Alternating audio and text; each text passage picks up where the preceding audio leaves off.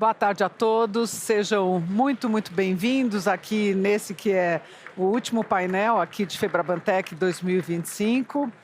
E queria começar explicando, contextualizando, né, que nesta era de IA nós vivemos um paradoxo em relação à cibersegurança. Ao mesmo tempo que a inteligência artificial alimenta ataques cibernéticos sofisticados, ela fornece as ferramentas de defesa. A IA pode ser usada para automatizar e aprimorar os ataques, tornando-os mais direcionados e difíceis de detectar. Mas também pode automatizar e aprimorar a detecção de ameaças e a resposta a incidentes. IA e cibersegurança seguem como as duas grandes prioridades dos bancos em 2025, registrado inclusive segundo a pesquisa Febraban de Tecnologia Bancária 2025. Ambas vêm sendo tratadas com um diferencial competitivo. A robustez da segurança é condição essencial para garantir confiança, continuidade dos negócios e entrega de valor eficaz aos clientes. E para conversar conosco sobre o cenário desafiador da batalha IA versus IA em cibersegurança, eu já convido ao palco Adriano Volpini. Seja bem-vindo, Volpini. Pode se sentar. Adriana, diretor de segurança corporativa do Itaú Unibanco. Convido também Marcelo Henrique, CISO do Banco do Brasil. Seja muito bem-vindo, Marcelo. Por favor, sente-se. Deixa eu sentar aqui. Senta ali um pouco mais para lá. Quero convidar também Leandro Ferreira Granja, CISO do Santander Brasil.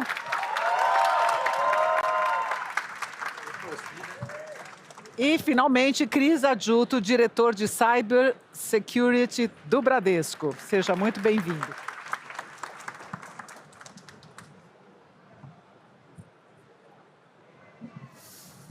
Bem, obrigada a vocês pela presença. Tenho certeza que vai ser um grande painel. Já adorei a torcida aqui. E eu quero começar ouvindo a opinião de todos vocês sobre a complexidade desse paradoxo que eu coloquei aqui.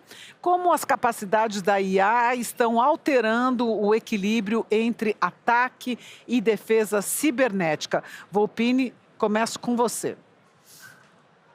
Bom, primeiro, boa tarde a todos. Fazer o último painel aqui não é nada fácil, né? Estamos todos já no fim aqui dessa jornada, no evento de super sucesso. Então, agradeço pelo convite, cumprimentar os colegas que estão aqui também. Obrigado, Mona. Eu considero que a IA tem sido uma extrema aliada para nós na evolução da nossa capacidade de prover segurança. Primeiro, prover serviços, né? Transformar os nossos processos, nossos produtos, tudo aquilo que a gente pode ofertar, tanto para os nossos clientes quanto para os nossos processos internos.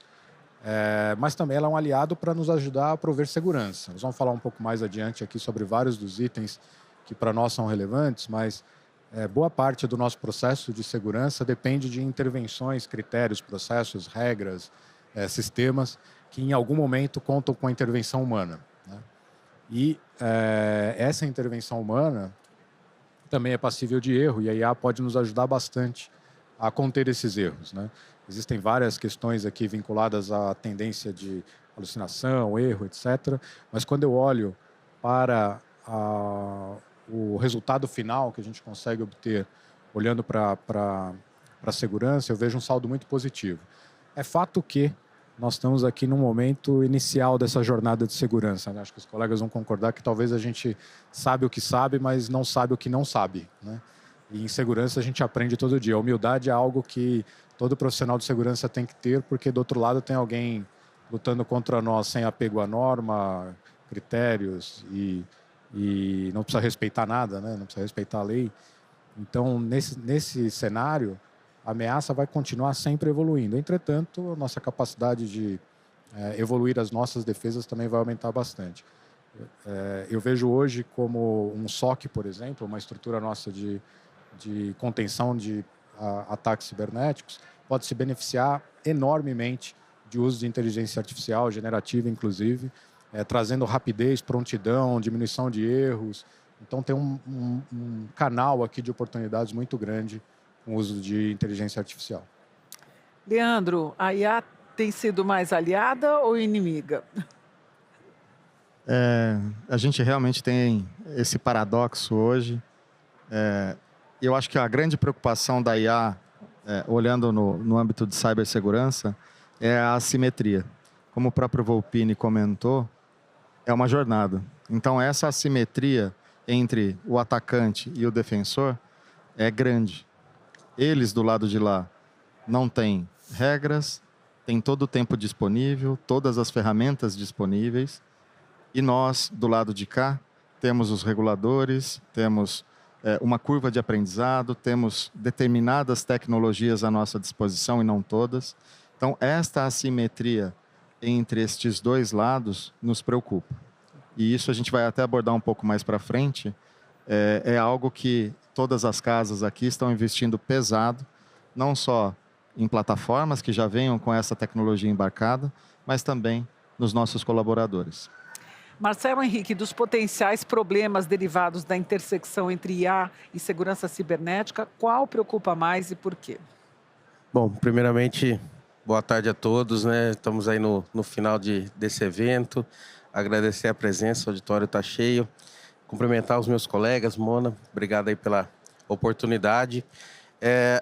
Trazendo um pouquinho do conceito até do que a gente tem trabalhado lá no Banco do Brasil, a gente está vendo uma conexão e uma visão muito 360 de segurança, né? O ambiente está ficando cada vez mais conectado e a gente vê que as disciplinas de segurança começam a se relacionar, né?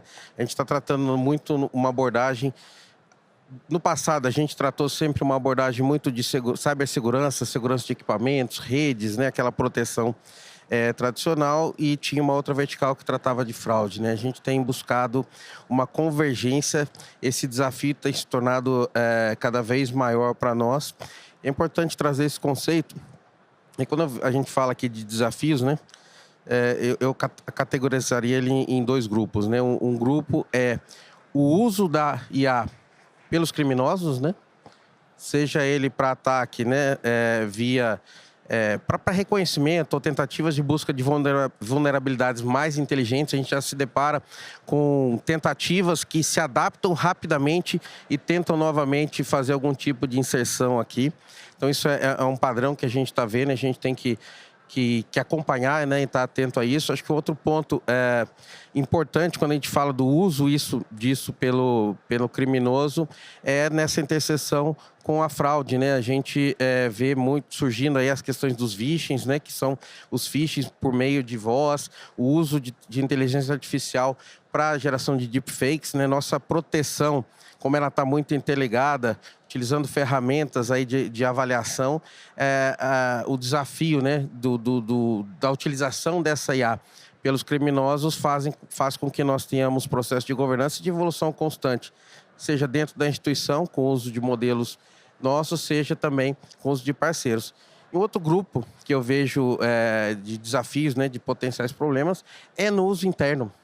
A inteligência artificial, quando a gente utiliza ela internamente, a gente tem que fazer baseada numa governança, dados muito bem estruturados, porque não adianta eu usar a inteligência, mas dessa inteligência eu expor a instituição, expor o nosso cliente ou expor algum tipo de dado, seja por falta de um requisito de segurança na hora do uso desse modelo, seja na hora da inserção dele num processo, não garantir, né, a legitimidade do uso daquele dado, né? Então eu vejo esses dois grupos de desafios muito fortes, né? Seja ele para a gente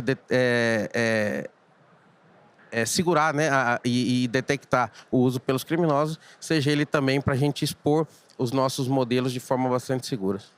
Cristiano, colocando você agora nessa conversa, como garantir que a IA continue sendo a maior aliada contra o uso indevido da própria IA? Primeiro, boa tarde a todos. Bacana ver auditório cheio aqui. No finalzinho, deve ter muita cerveja já oferecendo, mas o pessoal resolveu vir Prestigiar. aqui. Legal. Eu acho que a IA ela vem contribuindo, veja bem, com segurança há algum tempo já. A gente tem uma hype agora, onde a linguagem natural trouxe aí para a gente uma democratização, eu posso dizer assim, mais forte, da inteligência artificial, com novos modelos generativos e etc. Mas se a gente olhar bem, ela já vem há alguns anos contribuindo com a parte de segurança.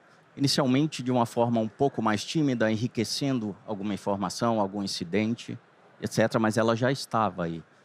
Fraudes também, ela já vem trabalhando há bastante tempo nessa questão. E agora ela ganha um novo movimento, né? Ela ganha e vem crescendo, seja para explorar, como foi bem mencionado aqui pelo Marcelo, todos os incidentes, tudo que está acontecendo de uma forma mais rápida. E a gente tem uma oportunidade também, como segurança, de escalar a nossa defesa como nunca antes. Então, essa questão é muito, muito importante para a gente. Eu acho que nunca antes a gente teve a capacidade de nos defender de forma escalável como a gente tem agora. E como é que a gente garante que isso seja feito de uma forma coerente, ou a forma correta e que ela fique aliada, né? Aqui a gente tem vários guardrails que a gente pode falar, né? Mas eu trouxe alguns, né, que se discute de uma forma um pouco mais ampla, né? Eu acho que a primeira tem a questão da governança, como foi mencionado, e da ética. Né? É um ponto importante que a gente tem que observar, seja para os modelos desenvolvidos para o negócio, mas também para a segurança, né? Questões de ética e etc. Tem toda uma questão de colaboração regulatória e compliance aqui que está sendo definida. No Brasil mesmo se discute bastante legislação relacionada a isso, e isso vai nos dar aqui alguns parâmetros de como a gente tem que atuar.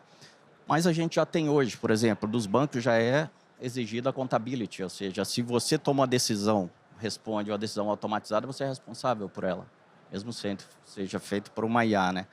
Então, nós temos normas como, por exemplo, o NIST lançou um framework bem bacana aí que nos ajuda também a criar e a desenvolver esses motores. E aí eu passo para a tecnologia. Eu acho que tecnologia ela é uma grande aliada IA contra IA aqui. Nós precisamos da inteligência artificial, como eu mencionei, para identificar comportamentos anônimos, identificar padrões de outra inteligência artificial. Talvez sem isso, coisas, por exemplo, um vixe, algo que vai passar perceptível para o olhar humano, só uma IA vai conseguir capturar isso e nos dar indícios de que isso é uma fraude, um incidente, seja o que for. E, por fim, automatização. Isso nos permite muito, mas sempre automatizando, inicialmente como monitoração humana, supervisionando isso. A gente está discutindo agora, por exemplo, IA agêntica, né, que toma suas decisões.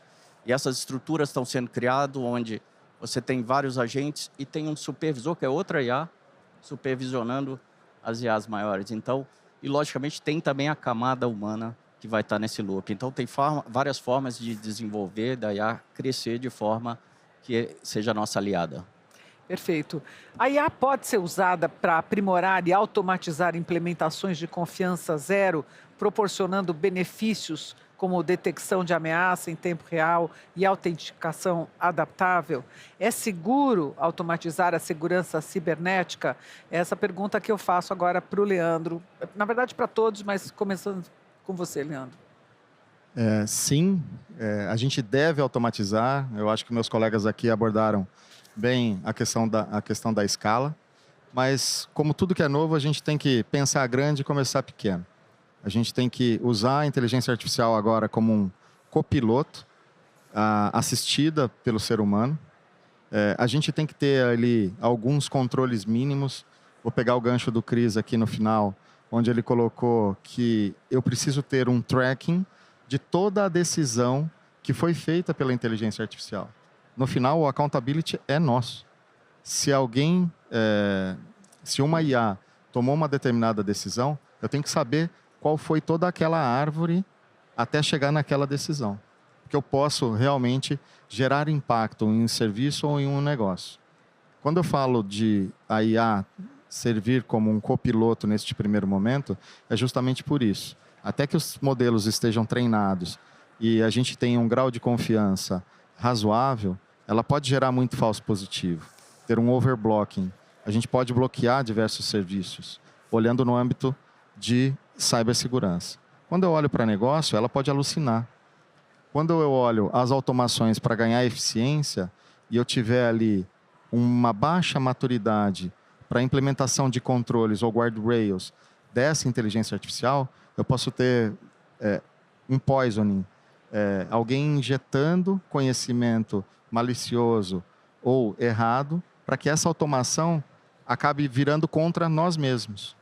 E esse é outro ponto. Quando a gente olha no contexto de cibersegurança e a gente implementa automações para que a gente reaja rápido, a gente, inclusive, tem que protegê-la, porque um atacante pode usar esta própria inteligência artificial contra nós mesmos. Então, a gente, sim, é uma jornada, a gente apoia e incentiva as automações, mas a gente tem que ter estas preocupações com esses guardrails, com estes controles. Opine. Bom, eu queria só dar um passo aqui de que minha resposta, eu vou começar pelo fim, né? Minha resposta é sim. Eu concordo super com o Granger aqui. Mas eu queria fazer um disclaimer inicial, assim, talvez a gente esteja diante entre as transformações que nós já vimos aqui na sociedade, talvez nós estejamos agora diante de uma das maiores transformações, porque agora uma máquina pode tomar uma decisão como um humano, né? Não só executar tarefas operacionais. Talvez nós começamos a inteligência artificial pelo uso da execução de tarefas operacionais, mas ela consegue decidir, ela consegue pensar e a partir dali não só aprender, como também evoluir o seu próprio conhecimento e evoluir as suas decisões. Isso é uma transformação muito grande, que traz um conjunto enorme de benefícios para nós. Permite todos os pontos que o Gran já colocou, e para mim essa evolução ela é inevitável. Então, nós podemos tentar dizer que, dado que há um risco atrelado a essa implementação, o melhor é ir mais devagar, o melhor é ser mais conservador, mas o fato é que nós vamos ser atropelados pela própria tecnologia e pela própria sociedade. Isso posto, aproveitar isso como uma grande oportunidade para olhar para os nossos processos e nos beneficiarmos de forma efetiva de uma tempestividade de processo, uma qualidade maior das decisões.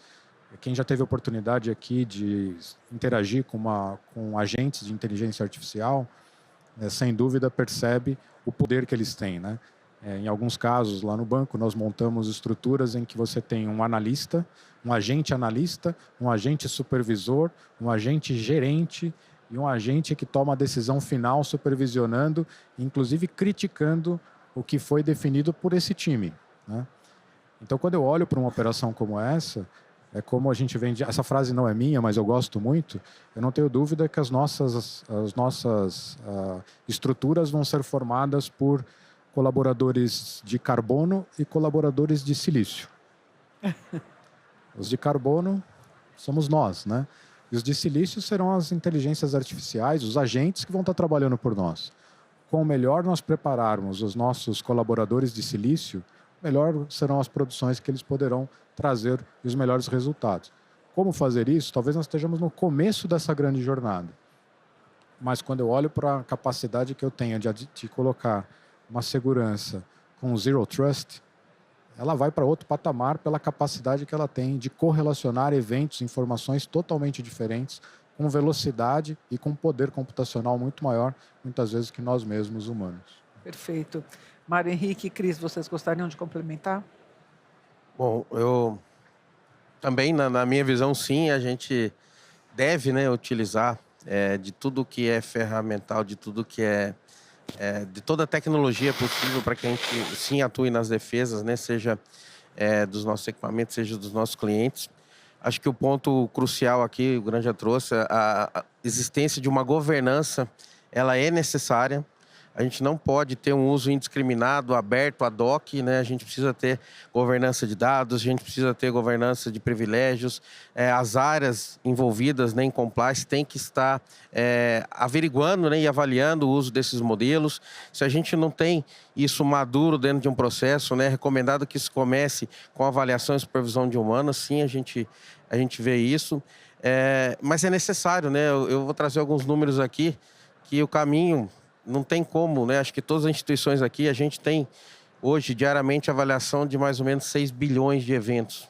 né? Diariamente 6 bilhões de eventos avaliados. A gente tem 130 mil colaboradores transacionando. Desses 130 mil, a gente tem mais ou menos 150 milhões de acesso ali rodando. Nós, Banco do Brasil, temos 4 mil agências operando agora em todo o Brasil. Todo esse ecossistema ele precisa ser protegido. E como que eu consigo proteger esse ecossistema se eu não usar de automação, se eu não usar de inteligência, né? Claro que, volto a dizer, muito bem governado, com cautela na hora de experimentar, mas sim a gente tem que utilizar disso, senão a gente vai ser vencido aí em algum momento. Pô, bacana. Eu vou tentar trazer uma abordagem um pouco diferente aqui, quando se conecta Zero Trust e automação. Zero Trust a gente sabe, né? Nunca confiar, sempre verificar. E a gente tenta fazer isso hoje de várias formas. Para garantir que uma transação, para garantir que qualquer movimento, algo que seja realizado dentro dos nossos ambientes tecnológicos, estejam corretos, né? Mas como é que a IA e a automação pode potencializar isso? Acho que trazer um exemplo aqui é muito bacana. Primeiro, né, ela consegue detectar em tempo real o que está acontecendo, se tem uma ameaça ou não. Então, isso já é um passo muito importante que, humanamente, talvez seja bem difícil fazer isso, né?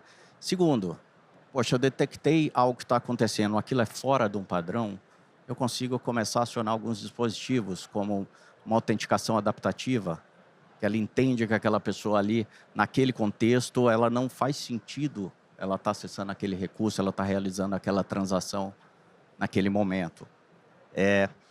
E aí eu começo a descer em outras camadas, inclusive mais, que hoje são bem difíceis para algumas instituições, que são microsegmentação. Ela consegue entender ali exatamente o que, fazer isso de forma muito granular, permitir o acesso somente àquilo dentro da tua rede. E aí por diante, né? Lógico, como comentado aqui, tem que ter limites, a gente precisa saber o que escolher e como automatizar. Não dá para automatizar tudo, né? Eu escutei essa semana aqui nas palestras uma menção aqui do Altman da NVIDIA falando que a gente tem que parar de ser educado com as IAs porque isso custa dinheiro.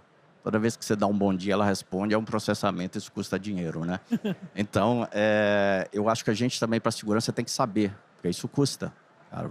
Tem que saber que modelo, se vai usar um small, um large, como isso se aplica. Então, faz todo sentido e eu acho que amplia essa proteção dos nossos ambientes e realmente traz o Zero Trust aí para um patamar bem diferente do que a gente tem hoje.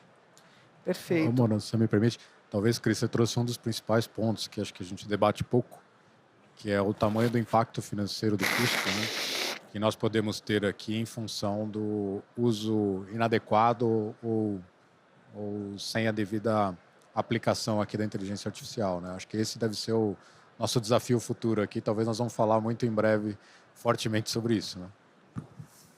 Quais seriam os usos inadequados, além dos bom dias, assim, que hoje mesmo eu vi uma pessoa falando, eu dou sempre bom dia e boa noite para ir. Eu acho que eu tenho uma sugestão, um ponto aqui, por exemplo, se você tem algo que é muito específico, bem limitado e processar, você vai usar um modelo que ele é pequeno, small, que a gente chama, determinado. Se você for colocar um modelo maior que custa mais, por exemplo, isso pode acabar gerando custos indevidos aí, né? Então, essa é algum tipo. E não confundir, né? Tem coisa que você automatiza com processos normais. E você não vai gastar uma bala, uma IA para fazer um processo que pode ser automatizado com um RPA, um robô, alguma coisa mais simples. A IA existe há 30 anos, né? Só para lembrar, assim, nós usamos inteligência artificial no sistema financeiro há pelo menos mais de 20 anos. Nós estamos diante de uma transformação com a IA generativa, com o uso de agentes com algoritmos diferentes. Então, não significa que a gente vai entregar o mesmo remédio para todos os problemas. Acho que em segurança, talvez esse tenha que ser um dos grandes cuidados, é não tentar aplicar, a gente brinca, fazer quimioterapia para dor de cabeça, né? Porque custa muito caro e as soluções de segurança, por impactar o ambiente como um todo, custam muito caro, né? Eu vejo que esse é o ponto, né? Você ter um time formado, mas muito consciente de qual a melhor aplicação para aquele problema, né? A gente vê, né, tem que segurar e conter muito a questão do hype, das tendências, né? Às vezes você pega times tentando implementar IA generativa com um custo de processamento bem mais alto, sendo que uma árvore de decisão simples poderia resolver, né? Então a ideia é educar para que a gente dê o melhor uso, que cada ferramenta seja aplicada para aquela, para uma determinada solução, a gente aplique a melhor ferramenta. Mudando a perspectiva, nós sabemos que a IA generativa e a IA agêntica tornam a questão da segurança ainda mais complexa. Como vocês estão lidando com os desafios de implementação dessas tecnologias? Vamos começar com esse problema dos agentes começando a transacionar em nosso nome. Como garantir, então, a identidade? Você pode começar, Marcelo Henrique. Bom, os agentes é uma questão que está surgindo. Ela, sim, explora ao máximo o que a gente vê aí de inteligência artificial. Ela traz e toma decisões. A gente está falando muito aqui de governança e cuidado. E quando a gente fala de agentes, isso é primordial, essencial. A gente não pode abrir mão. E aí você falou com relação à identidade, né? É basicamente você ter os agentes fazendo atividades que normalmente poderiam, né, ser feitos por um humano ou alguma coisa do tipo, uma decisão e uma interação para isso. O que eu vejo com relação a isso é que a gente vai ter que ter um processo de IAM para agentes, né? O que é a IAM, né? É o gerenciamento da identidade e do acesso. E dentro da IAM a gente vai ter que ter um catálogo muito bem definido de agentes, né, com todos os parâmetros, atributos para se viabilizar a governança. Nós vamos ter que ter um ID para agentes, né, o identificador desses agentes. A gente vai ter que definir privilégios máximos, privilégios mínimos para agente. Acho que foi o Volpini que falou, quando a gente trata de agente, ele por si só pode ter algum tipo de problema, então a gente tem que ter agentes supervisores, agentes de segurança ali, olhando e avaliando, né, porque o transacional é muito rápido. A gente tem que também ter processos, né, de ao ponto que eu entender e observar um determinado tipo de alerta, que eu tenha uma resposta rápida, né, que eu tenha um ferramental que consiga intervir e responder rápido. Então, essas, né, ferramentas de TDR para a gente devem ser utilizadas para que a gente consiga rapidamente conter, né? Acho que na visão geral eu vejo que a IAM para agentes tem que vir antes até da gente escalar essa questão dos agentes. Cris. Acho bacana, eu acho que faz sentido. Isso realmente torna mais complexo, né, essa gestão de identidade, porque cada vez mais esses agentes vão estar simulando ou personificando você de uma forma muito parecida. E esse desafio de credenciais ele é grande. Tem algo que está vindo bem forte em relação a isso, que a gente fala que é a gestão dinâmica e efêmera dessas credenciais, né? Ou seja, não as tecnologias que a gente tem hoje, elas não foram criadas para esses agentes ou, vamos dizer assim, credenciais não humanas, né? De máquinas, de APIs e tudo. Então, ela acaba sendo fixa. Então, se você tem uma estrutura dessa com credenciais e ela for comprometida, porque lembrando, IA é um software tem vulnerabilidade. Então, ela pode ser explorada também. Ela pode ser comprometida e se ela pode transacionar em seu nome, usar o cartão de crédito, isso tudo tem que ser controlado, tem que ser rastreado, tudo isso. Então, essas credenciais efêmeras, elas são criados tokens, ela é utilizada somente para aquela transação naquele momento. Usou, ela morre. E, logicamente, cercando ali o que a gente traz um conceito que a gente fala agora, que é a contenção por design. A gente tinha o privacy by design, security by design, agora eu tenho uma contenção por design, porque se isso tiver um problema, não saia daquela sandbox, não saia daquele container que tá sendo executado. Então, é algo que eu acredito bastante, que vem forte. A gente, para esse tipo de transação de credencial de agente, a gente precisa trabalhar de uma forma diferente. Uhum. Eu queria complementar. Eu acho que a gente está falando de agente e quando a gente fala de agente, a gente fala de um comportamento muito próximo de um humano. Então, eu gostaria de remeter lá no passado e o termo que a gente sempre usa dentro de cibersegurança, né? Vamos fazer o básico bem feito?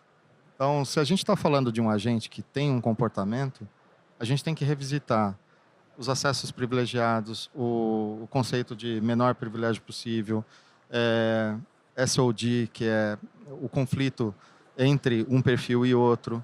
Então, fazer o básico bem feito já vai nos ajudar a conseguir containerizar, blindar um pouco desse efeito colateral que os agentes podem nos trazer. Então, claro, a identidade efêmera, isso tudo vai complementar aquilo que a gente já tem hoje. Mas a gente não pode deixar de lado o básico bem feito e colocar isso acoplado aos nossos processos atuais. Volpini quer finalizar? Eu gostei bastante da abordagem aqui do Granjo, porque eu tendo a tentar simplificar ao máximo o problema para ficar mais simples, definir ao mínimo uma estratégia, né? E por isso que eu gostei muito da frase, volto a dizer que não é minha, que vão ser formados por colaboradores de carbono e de silício, porque se eu penso exatamente e que os agentes são nada mais do que agentes de fato executando tarefas, atividades com incumbências bem claras, padrões bem claros do que devem executar, tarefas muito claras, todo esse conceito que nós aplicamos hoje para a segurança se aplicam a gente. Talvez, e aí, olhar acesso, poderes, de fato, a matrizes SOD, todo esse conceito básico de como controlar a segurança para proteger dados, informações, decisões e acessos, ele vai estar presente. A única coisa que nós vamos ter que aplicar a uma tecnologia chamada agente, né? Talvez a única grande diferença para nós é que a gente já sabe mais ou menos como é que um humano alucina no nosso dia a dia, né? Ou ele vai tomar um café, ou ele vai fumar um cigarro, ou alguém vai lá e falta no dia e tudo certo. Mas a gente não sabe muito bem ainda como um agente de inteligência artificial ou um conjunto de agentes alucina. Uma das principais iniciativas que a gente montou lá e que talvez seja uma diferença importante que eu estou enxergando maior aqui para controlar todo esse processo é o que nós estamos chamando de Red Team para desafiar a nossa inteligência artificial, né? Porque uma vez que esses agentes estão lá, estão trabalhando, mesmo com os acessos, as rotinas, etc., como é que eu sei se ele está de fato fazendo tudo em contexto que ele deveria fazer, né?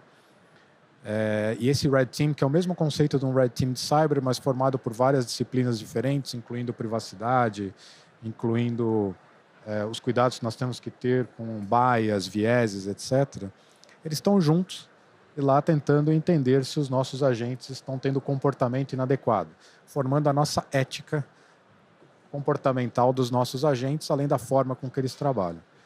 Então, eu acho que essa junção de fatores, do fazer o básico bem feito e olhar onde é que isso pode dar errado e eu me preparar para trabalhar em cima desse erro, talvez me parece ser a melhor forma aqui de conseguir administrar esse problema.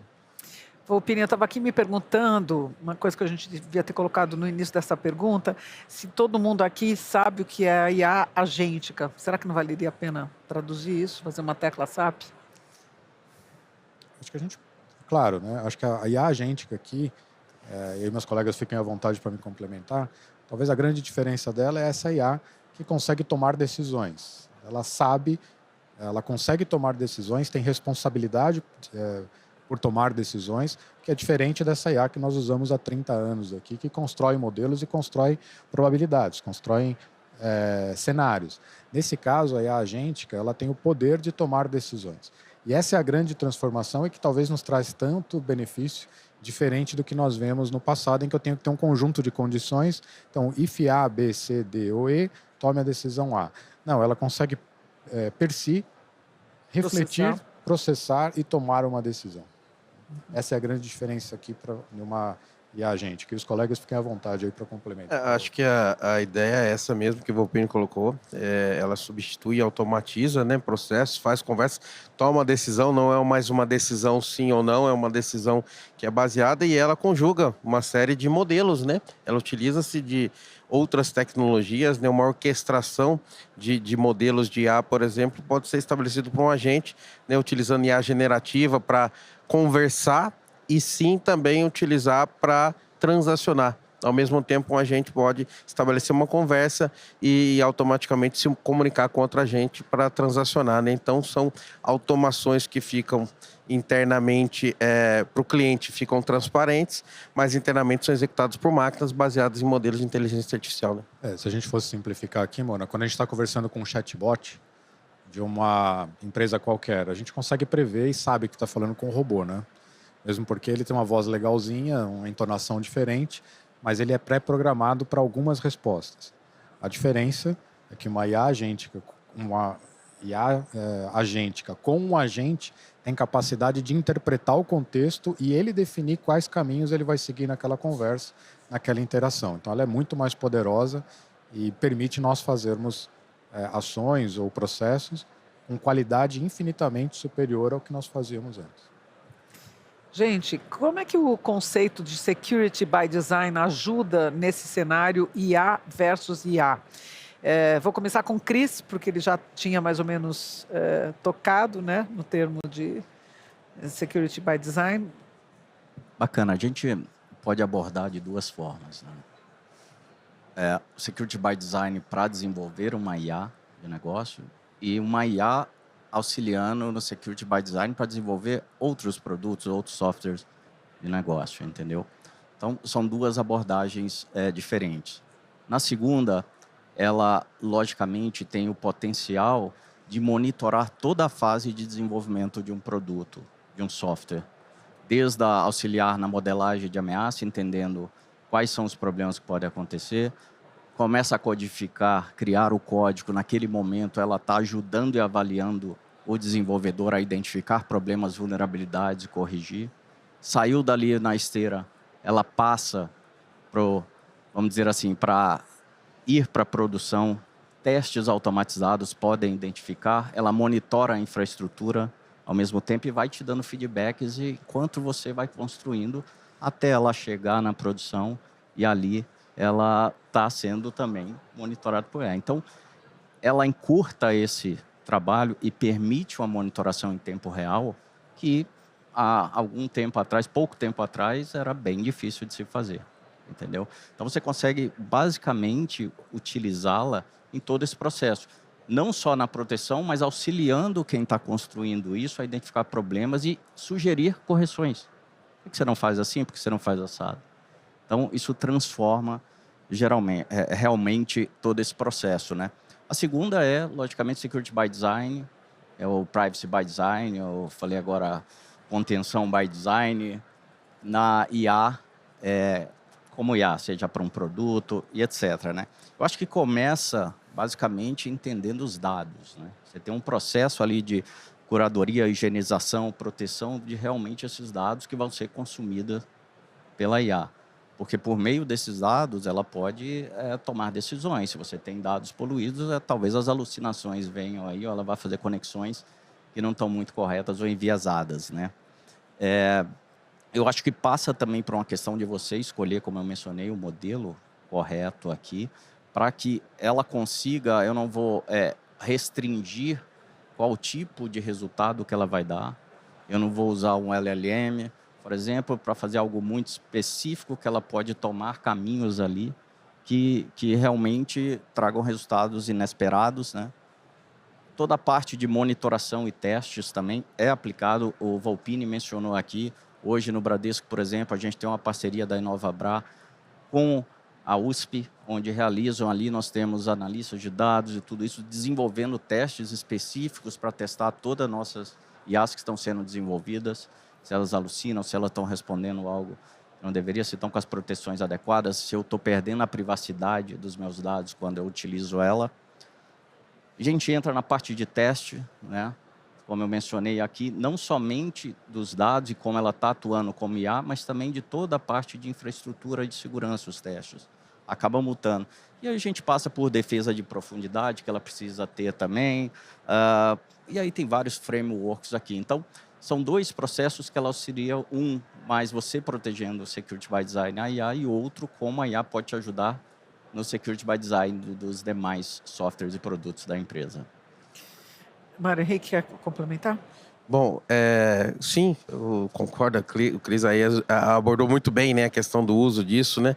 Acho que vou trazer uma visão complementar aqui, que assim, já há bastante tempo que a gente busca, né, a questão de security by design no desenvolvimento dos produtos, no desenvolvimento dos nossos serviços, né? A gente sabe que um produto ou um serviço que já nasce com essa visão de segurança, a chance de um problema é muito menor, e um problema em produção a gente sabe que custa 10 vezes mais para a gente corrigir quando ele é detectado lá na origem dele, né? Então, acho que é um conceito que a gente tem que trazer.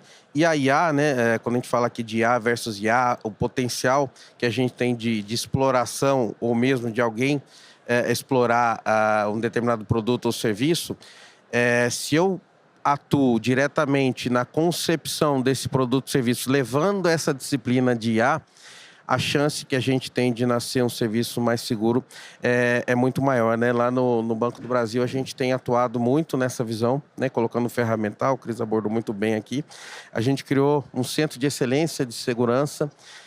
A ideia desse centro de excelência é ele atuar nas linhas de negócio, justamente levando os princípios de segurança. E a gente está introduzindo dentro desse serviço todos os nossos padrões, proteção de endpoints, e a disciplina de IA, claramente, ela tem que estar inserida ali para a gente garantir o uso correto, né? Para garantir que as soluções, o produto, o serviço não sejam explorados, né? Então, com uma visão complementar aí, né, Cris, do que você falou da aplicação em si, é como a gente aborda isso dentro da organização para que a segurança nasça na origem de todos os produtos e serviços.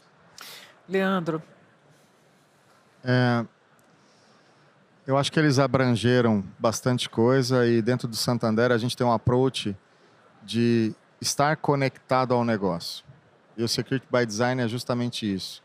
Se a gente não entender exatamente o que o negócio precisa e qual é, ou no viés do agente de segurança, ou desculpa, o agente de inteligência artificial a ser criado, eu não vou conseguir participar como enabler. Eu sempre vou detectar isso lá na ponta e vou ser o blocker. Ó, isso não pode subir. E aí onde entra o custo. Então, quanto antes eu entrar com esse viés, com essa cabeça de ser um enabler, melhor. Eu vou pegar um pequeno recorte, e que eu acho que os times de cibersegurança e tecnologia precisam incrementar dentro deste modelo de Security by Design. Hoje a gente faz um threat modeling, ou seja, eu já tento prever quais são as ameaças daquele produto e serviço para as tecnologias existentes. Como eu faço isso para a inteligência artificial? Então, a gente vai ter que ter um reskill, um upskill dos times para que a gente consiga prever isso, para que a gente consiga colocar os requisitos de segurança neste momento de design. Quando a gente fala de um agente que vai me trazer uma eficiência ou vai tomar determinadas decisões, quais são as possíveis ameaças ao redor desse agente e como a gente faz para protegê-lo. Caso contrário, a gente vai descobrir isso da pior maneira possível, que é no ambiente produtivo, na materialização de um risco. Então, eu só queria fazer esse pequeno recorte de tudo isso que vocês falaram. É só complementar com outro ângulo aqui. Nós, bancos hoje, não somos mais bancos, somos empresas de tecnologia, né? Nós vendemos serviços de tecnologia para os clientes, né? E não há que se falar de oferecer produto ou serviço de tecnologia sem segurança. Então, todo produteiro, todo responsável por linha de negócio no banco, hoje se apoia fortemente em duas vertentes, né? Tecnologia em si e segurança, para conseguir fazer isso muito bem feito. E é praticamente impossível. Lá no Itaú nós nos chamamos segurancers, né?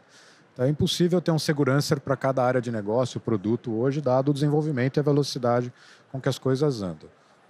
Então, nós estamos olhando a IA como uma oportunidade para dois blocos de ações muito fortes. De um lado aqui, acho que bem do que o Cris falou, é como eu vou prover ferramentas que apoiem o desenvolvimento da solução durante o desenvolvimento dessa solução tecnológica. Então, desde o momento de que alguém está codando algo ali, não tenho a menor dúvida, e o caminho que a gente está seguindo é para que a inteligência artificial ajude o desenvolvedor para que siga no caminho correto e no caminho seguro. Existem ferramentas que fazem isso hoje, mas o nível de oportunidade existente para aprofundar essa capacidade de um desenvolvimento seguro, rápido, para uma homologação rápida e uma implementação time to market maior é enorme. Então aqui é segurança com inteligência artificial provendo negócio. Então é muito além de segurança com foco exclusivo da segurança. É você garantir o desenvolvimento e a produtação rápida e efetiva, gerando negócio com time to market diferente. A segunda é que nós queremos estar dentro das áreas de negócio. E como é que eu vou colocar um conjunto de pessoas na quantidade necessária, com o nível de profundidade necessária? E aí os agentes de inteligência artificial podem substituir de maneira efetiva o que nós chamamos de SMEs, né? Que são os especialistas de segurança, que nós espalhamos dentro da organização para aconselhar e apoiar todas as áreas de negócio no desenvolvimento do seu próprio produto.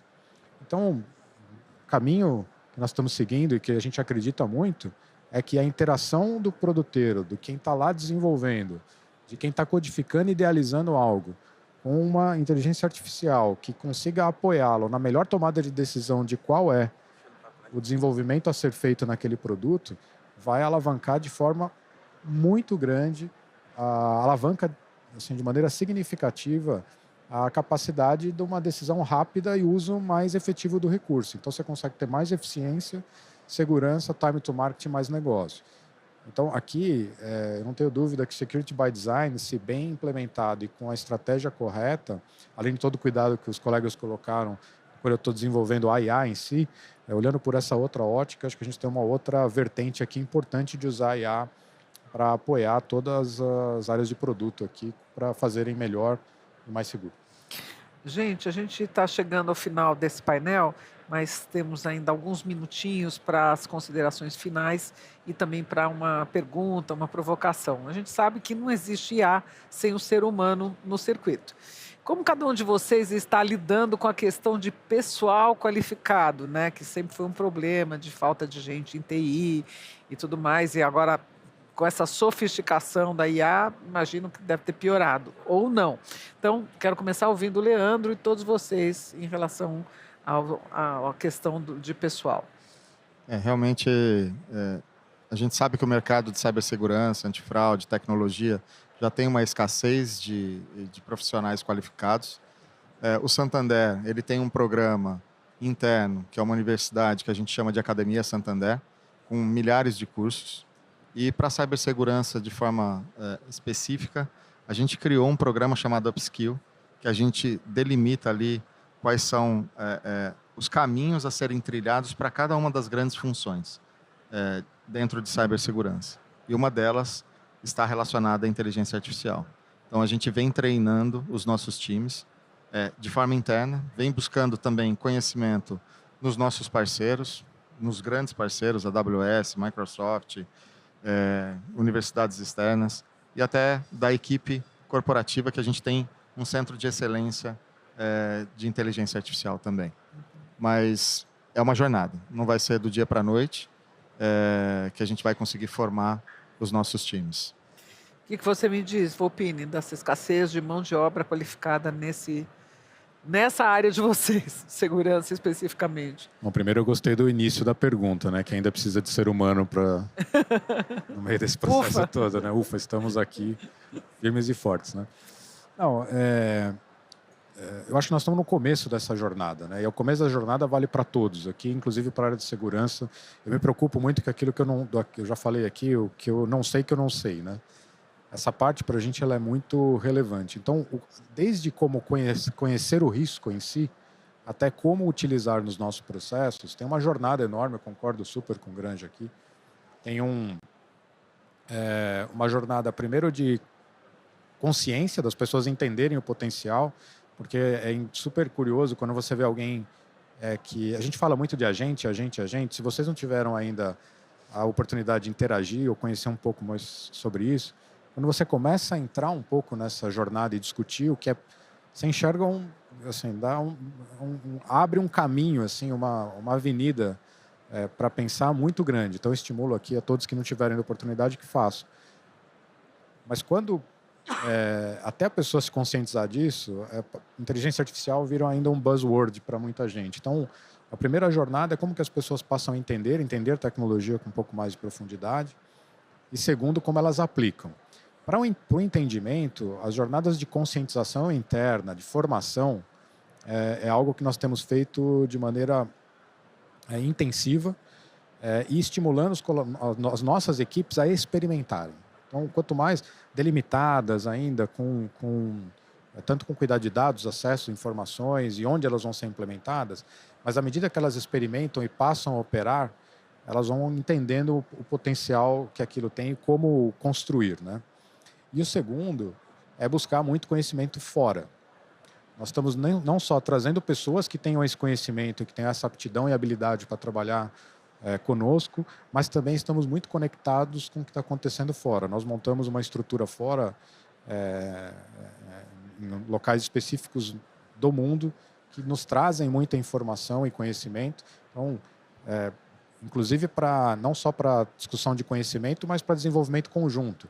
Fizemos com alguns convênios com universidades fora do país, que nos permitem acessar doutores, mestres em física, matemática, estatística, etc., que estão dedicados exclusivamente a esse tema, e com base nesse acesso a essa informação, nós vamos colocando problemas que precisam ser resolvidos. E à medida que essa resolução do problema é feita de forma integrada entre os nossos times e os times dessas universidades, nós começamos a trazer esse conhecimento de forma mais fluida para os nossos times. Então aqui, para mim, vai ter um misto de conhecer e, do outro lado, começar a executar. É a mesma coisa quando você começa a aprender a usar o Excel ali, você descobre que dá para fazer várias coisas que você não precisa mais fazer no Word, né? Uma inteligência artificial nada mais é do que uma tecnologia que, quando bem empregada e você sabendo o que você faz, você vai chegar lá. Mas vocês estão fazendo muito também reskilling no Itaú, né? Não, sem dúvida. Assim. E o reskilling lá, a gente está fazendo algo que eu acredito muito, que a educação dos nossos times não é mais como a gente pensava lá atrás, que eu tenho que colocar alguém em sala de aula, vou lá, dar o treinamento e tal. A gente está estimulando muito o pessoal com base em algumas trilhas do que a galera tem que se desenvolver, que ela tem que buscar e tem que entender, né? E a partir dali, tá aqui a ferramenta, experimenta, tenta resolver seu problema e depois compartilha. Eu acho que esse compartilhamento integrado para nós tem sido chave, né? Perfeito. Mário Henrique. Bom, todo o processo de transformação, né, a gente está passando por um grande processo de transformação, exige, né, questão de upskilling, reskilling, isso tem que ser constante dentro das organizações. E quando você fala a questão de pessoal, né, da escassez de pessoal, a gente tem uma característica um pouco diferente até dos colegas, né, das empresas dos colegas aqui. Nós no Banco do Brasil somos uma empresa pública. O ingresso no Banco do Brasil é por meio de concurso público, né? Então esse concurso é a partir daí que a gente consegue coletar e por isso nós nos tornamos uma empresa formadora, né? A empresa, o Banco do Brasil, por essência, ele é formador. O seu quadro, ele é formado por pessoas que ingressam na carreira lá de escriturário ou de agentes, né, de TI, no caso. A gente teve concurso para agente de TI, mas a gente precisa formar essas pessoas, né? Há 2 pontos específicos que a gente atua muito. Essa cultura de formação, de ser uma empresa formadora. Os nossos funcionários mais experientes já têm incutido na sua cultura a visão de acolher os novos, de treinar, de passar conhecimento, de adotar essa prática, né, de formação em si. Outro ponto, né, a gente investe muito em treinamento, a nossa universidade corporativa é reconhecida. Nos últimos anos aí nós recebemos mais de 6 prêmios nacionais e internacionais, que a gente disponibiliza todos os tipos de curso, né? A gente tem trilhas de segurança, tem trilhas de crédito, de tudo que tem no banco, isso disponível para cada funcionário. Quando a gente fala aqui de cibersegurança, uma atividade que exige um conhecimento muito especializado, a gente investe muito em certificação, formação, pós-graduação, treinamentos de ponta, né? Recentemente a gente elaborou, né, e fez uma contratação de um treinamento específico para upskilling, reskilling, muito focado em prevenção à fraude, cibersegurança, proteção de dados, né? Ele foi todo concebido e definido pelo nosso time para que a gente consiga se informar e enfrentar os desafios, né? Aproveito aqui até para para agradecer. Tem várias pessoas do meu time aqui, acho que eu tenho um time fantástico que todo dia está atuando lá com a gente sabe que não é fácil a nossa vida lá na segurança do banco, não é fácil, como não era fácil a nossa vida lá, né? A minha vida na área de tecnologia. Nós temos profissionais de excelência e é muito do que eles fazem com aqueles que a gente recebe. Perfeito, Marcelo. Bom, e vocês, Cris? Os desafios aí da falta de mão de obra qualificada, especificamente não só em tecnologia, mas para segurança, cibersegurança e IA agora. Eu super concordo com os colegas aqui. Grande, o número são 4 milhões que está faltando aí, que é o que eu escutei na outra palestra anterior aqui. 4 milhões no Brasil ou fora, no mundo? Se eu não me engano, no Brasil. Uau! Se eu não me engano, eu posso estar enganado aqui. Mas, de qualquer forma, é um número grande. Não somente de segurança, mas também de inteligência artificial aqui. Então, não tem como.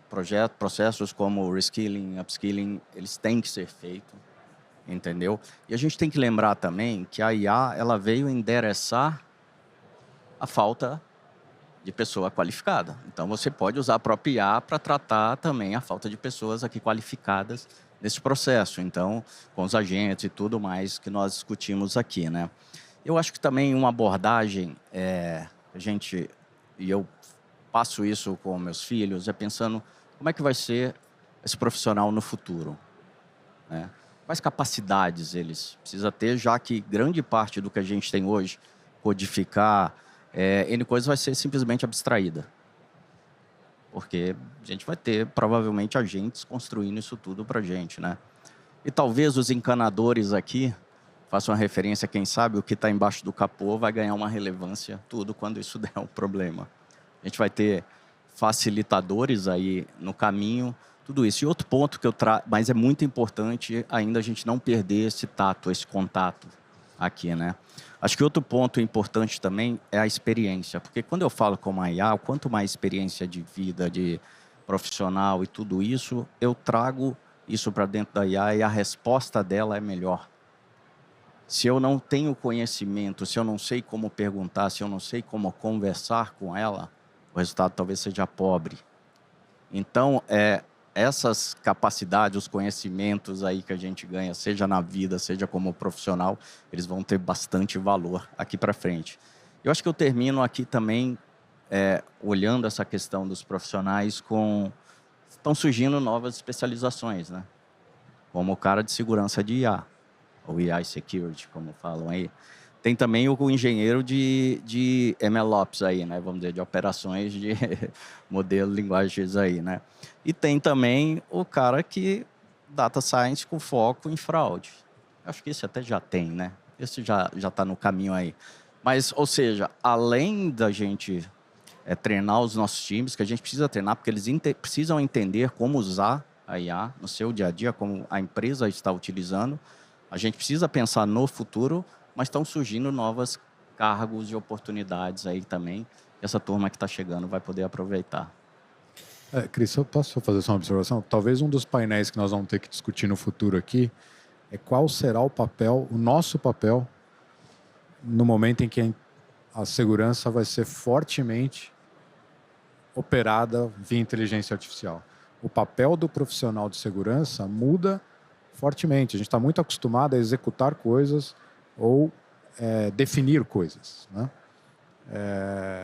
Supervisionar processos e tentar antever os caminhos desses processos é uma jornada totalmente diferente para muitos de nós, né? Então, acho que há uma tendência muito forte da mudança do papel do profissional de segurança, e vai acontecer em todas as carreiras, mas o segurança talvez seja uma jornada ainda que dói mais, porque segurança, a gente está acostumado, tem coisas que até, por natureza, você fala, não, esse aqui deixa eu pôr a mão, né? Deixa eu ver, desse aqui deixa eu dar uma olhada, deixa eu entender se está certo ou não, eu quero ver, né?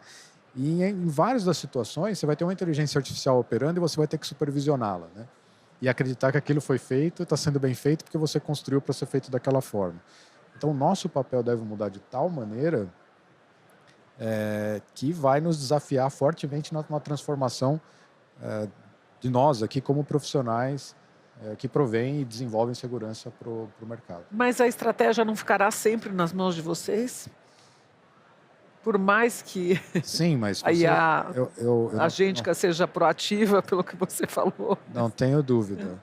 Mas se você fizer uma estatística global aqui dos problemas de cyber no mundo, você vai ver que mais de 80% dos casos, os problemas acontecem em coisas básicas e triviais do dia a dia.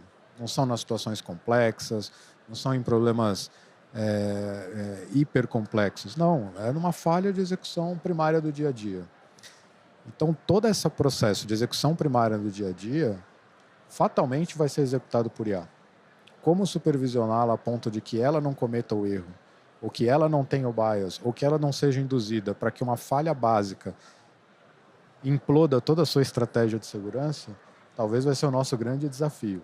Então, definir a estratégia é importante, mas como utilizar, fazer o melhor emprego e supervisionar para que a inteligência artificial garanta a segurança, não cometa o erro humano, mas não cometa o erro da IA, vai ser um desafio para nós e o nosso papel vai mudar muito. Ou seja, cenário. estamos no começo da nossa jornada de inteligência artificial. Falando nisso, um último recado. Por favor. Eu acho que é o momento. O Santander está lançando no Spotify, na segunda-feira, uma série produzida pelos mesmos caras que fizeram La Casa de Papel. Chama Protocolo Alice. É uma série de 8 episódios, super bacana, imersivo. É uma ficção que fala justamente de uma inteligência artificial querendo dominar o mundo. Legal. Acessem o Spotify hoje, já está lá o trailer, vocês conseguem assistir. São os mesmos autores de Casa de Papel. La Casa de Papel. Como é que se chama, então, o podcast? Protocolo Alice. Protocolo Alice. Alice é a protagonista da série. Ela não começa roubando um banco, mas só quer dominar o mundo. É isso? É bem por aí. Ampliou. Bom, gente, muito obrigada a vocês, executivos de segurança. Sensacional esse painel, sabia que ia ser legal. Agradeço demais o tempo de vocês. Tem muito trabalho pela frente para assegurar a confiança nos serviços, nos nossos serviços. E, em nome da Febraban, eu quero agradecer demais a participação do auditório aqui também, que compareceu aqui com aplausos e com uma audiência assim qualificada. Agradeço também ao público que nos acompanha virtualmente. E até o próximo Febraban Tech 2026, não é?